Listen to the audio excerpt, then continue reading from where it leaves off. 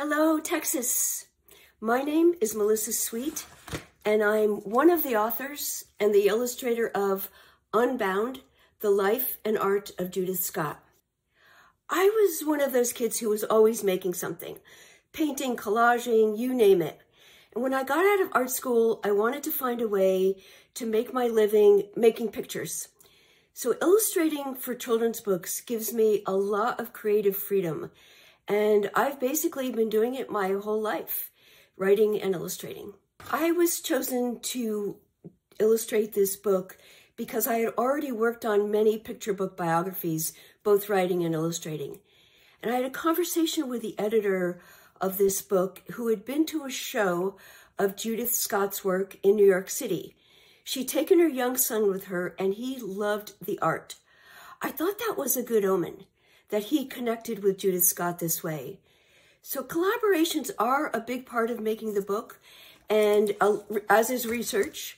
So I read Joyce Scott's autobiography of her life with her sister Judith, and I was able to talk to Joyce by phone, which helps tremendously round out what I think the pictures should look like. So that it's kind of imperative to have all those outside influences and collaborations. My favorite illustration in Unbound happens to be the cover. That's not always the case, but it is this time. And one of the things I loved is that I had seen a picture of Judith working by herself, making these gigantic, round sculptures. And we were able to take the illustration all the way to the back cover and give a sense of scale of how big she had worked. So I love that.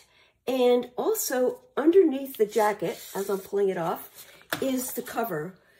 This piece of art is inspired by Judith's wrapping.